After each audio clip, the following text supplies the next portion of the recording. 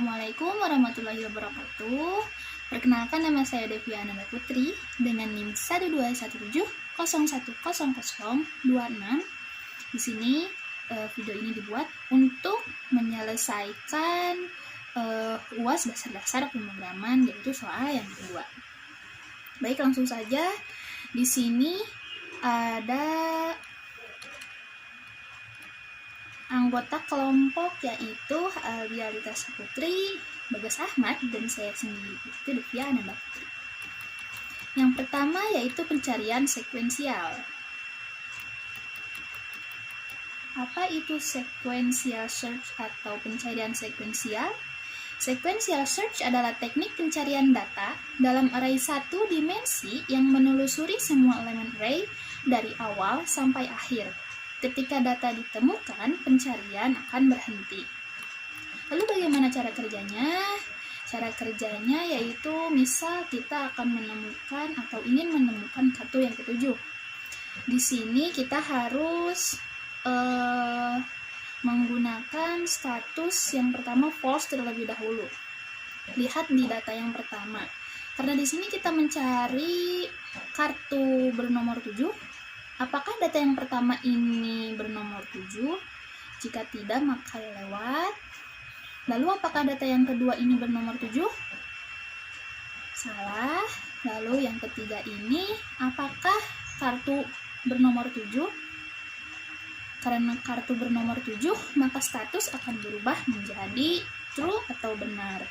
Lalu angka yang selanjutnya yaitu 3 dan 8 ini tidak akan diperiksa.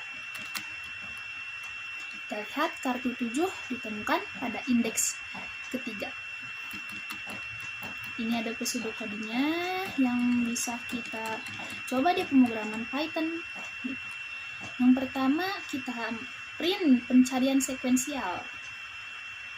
Di sini akan terjadi pengulangan. Yang pertama di sini bisa kita lihat indeksnya kita mulai dari 0 atau data yang pertama. Statusnya kita false-kan terlebih dahulu. Setelah terjadi pengulangan sampai menemukan nilai yang kita cari itu benar, maka bisa kita lihat di akhir pencarian sekuensial nilai 7 ada di indeks kedua. Indeks kedua berarti data ketiga. Dan lihat statusnya menjadi true. Lalu selanjutnya ada pengurutan data dengan algoritma insertion sort dan bubble sort. Yang pertama ada insertion sort. Insertion sort ini merupakan mengurutkan data dengan cara membandingkan data mulai dari data kedua.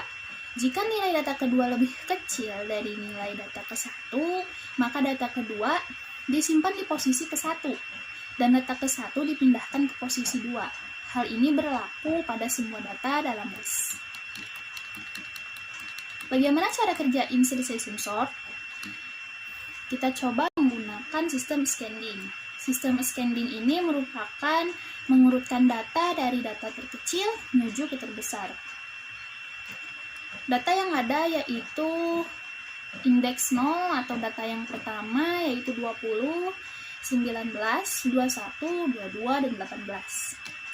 Yang pertama kita bandingkan apakah data yang kedua ini yaitu angka 19 apakah lebih kecil dari angka 20? Jika lebih kecil, maka angka 19 akan bertukar dengan angka 20. Lalu yang selanjutnya, data atau data ketiga dengan angka 21, apakah lebih kecil daripada angka 20 dan angka 19? Karena 21 ini lebih besar dari angka 19 dan 20, maka penempatan data ketiga masih tetap di situ, tidak akan terjadi pertukaran. Lalu selanjutnya kita cek apakah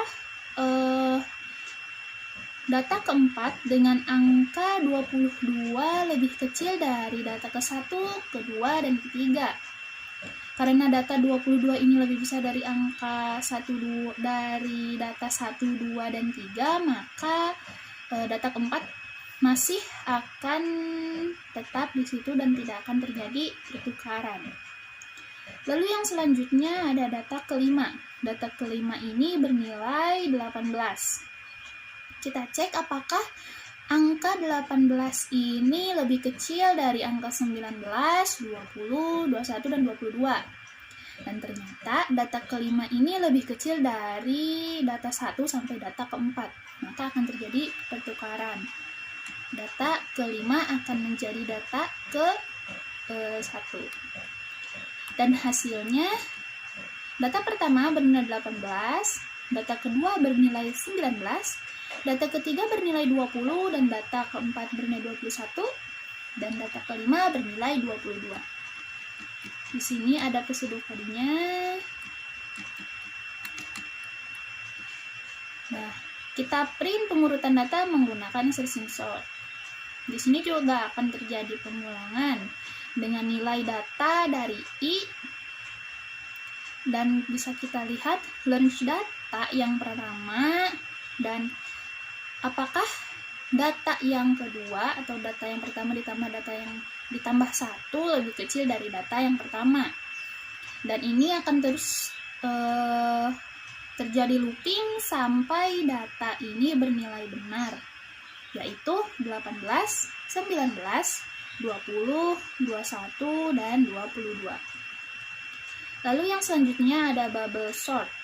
Bubble sort ini merupakan proses pengurutan yang berlangsung secara berangsur-angsur berpindah ke posisi yang tepat. Karena itulah dinamakan bubble, yang artinya gelembung. Angka terbesar akan bergeser terlebih dahulu dalam algoritma bubble sort ini. Lalu bagaimana cara kerja bubble sort? Di sini kita juga akan melakukan banyak perbandingan. Jika ingin mengetahui berapa banyak perbandingan, bisa kita hitung dengan jumlah data yang ada dikurangi 1 dikali jumlah data dikurangi 1. Di sini kita mempunyai 5 data. Bisa kita hitung 5 dikurangi 1 sama dengan 4 dikali 5 dikurangi 1 sama dengan 4. Maka 4 dikali 4 ada 16 perbandingan. Yang pertama, proses yang pertama yaitu kita lihat apakah 20 dan 19 ini angkanya, maksud saya 19 dan 20 ini apakah lebih kecil dari angka 20. Maka angka 19 ini akan berpindah, atau data yang kedua ini akan berpindah ke data yang pertama. Lalu kita lihat perbandingan yang kedua, apakah angka 22 ini lebih kecil daripada angka 20. Karena angka 22 ini lebih besar dari angka 20, maka akan tetap seperti itu. Lalu yang selanjutnya ada perbandingan atau tahap ketiga. Apakah 21 ini lebih kecil daripada angka 22? Maka secara otomatis data keempat akan bertukar posisi dengan data ketiga. Lalu yang selanjutnya ada tahap keempat. Tahap keempat ini bisa kita cek apakah angka 18 lebih kecil daripada angka 22. Dan kita bisa lihat bahwa data kelima akan bertukar posisi dengan data yang keempat. Dan ini adalah hasil proses yang pertama. Lalu kita akan masuk ke proses yang kedua. Proses yang kedua yaitu kita mulai lagi dari awal, apakah 20 dan 19 ini apakah datanya sudah terurut? Jika sudah, maka kita lewat saja. Langsung ke tahap kedua, apakah 20 dan 21 ini apakah datanya sudah terurut? Jika sudah, langsung ke tahap yang selanjutnya. Apakah 21 dan 18 ini datanya sudah terurut? Bisa kita lihat, data keempat dengan data ketiga ini angkanya lebih kecil data keempat. Maka data keempat ini akan bertukar posisi dengan data yang ketiga. Dan selanjutnya masuk ke tahap keempat, yaitu data keempat dan data kelima. Apakah data keempat ini dan data kelima ini sudah berurut? Jika sudah, maka kita lewat dengan hasil proses yang kedua, yaitu 19, 20, 18, 21, dan 22. Langsung kita masuk ke proses yang ketiga. Proses yang ketiga yaitu kita lihat data ke-1 dan ke-2 ini apakah sudah benar. Jika sudah benar, maka kita langsung memasuki tahap yang kedua. Apakah data yang kedua dengan data yang ketiga apakah sudah berurut? Jika belum, kita lihat data yang ketiga ini dengan data yang kedua ternyata lebih kecil data yang ketiga, maka secara otomatis data yang ketiga akan bertukar posisi dengan data yang kedua. Lalu memasuki tahap yang ketiga, apakah data yang ketiga dan data yang keempat ini sudah berurut? Jika sudah, maka kita langsung saja ke tahap yang keempat. Tahap yang keempat, apakah 21 dan 22 atau data yang keempat dan data yang kelima ini sudah berurut? Jika sudah, bisa kita lihat hasil proses yang ketiga, yaitu 19, 18, 20, 21, dan 22. Karena data ini masih belum terurut, maka kita akan memasuki proses yang keempat atau proses yang terakhir. Kita lihat di proses keempat ini hanya ada satu tahap, yaitu data ke-1 dan data yang kedua ini. Karena data yang kedua lebih kecil daripada data yang ke-19, maka data yang kedua akan bertukar posisi dengan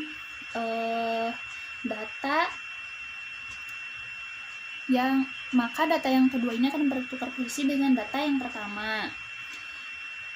Dan selanjutnya, karena posisinya sudah benar, maka hasil didapatkan di proses 4 dan pada tahap 1 dengan urutan 18, 19, 20, 21, dan 22. Di sini ada pseudocode-nya. Baik, pemrograman di sini juga ada menggunakan pemrograman Python bubble sort, yaitu kita bisa lihat dengan data variabel A yang bernilai 20, 19, 22, 21, 18. Di sini datanya belum terurut. Jika kita menggunakan bubble sort, kita lihat tukar posisi sama dengan true. Di sini juga kita menggunakan looping, while, dan juga for in. Untuk range lenen A, yang pertama, jika data yang pertama ini lebih besar daripada data yang kedua, maka ini akan terus terjadi pengulangan atau looping sampai data tersebut bernilai benar. Lalu yang terakhir, print urutan angka menjadi bubble A. Lalu, apa sih perbandingan kedua algoritma pengurutan ini? Yang pertama, subprogram insertion ini memiliki parameter, tetapi tidak memiliki nilai balik. Lalu, yang kedua, pemanggilan subprogram tidak perlu menggunakan perintah print. Lalu yang ketiga, pengulangan for in dilakukan terlebih dahulu, lalu selanjutnya menggunakan pengulangan while atau kondisi. Bagaimana dengan bubble? Subprogram bubble ini memiliki parameter dan memiliki nilai balik. Lalu pemanggilan subprogram ini menggunakan perintah print. Lalu pengulangan while kondisi dilakukan terlebih dahulu, selanjutnya menggunakan pengulangan for in. Terima kasih sudah menyimak presentasi ini. Bisa kita lihat di sini juga ada peran anggota masing-masing, dari Albialita, dari Bagas, dan juga dari saya sendiri. Terima kasih. Mohon maaf apabila ada kesalahan dalam penyampaian materi, karena di sini saya juga masih dalam proses tahap belajar. Wabillahi taufiq wal hidayah. Wassalamualaikum warahmatullahi wabarakatuh.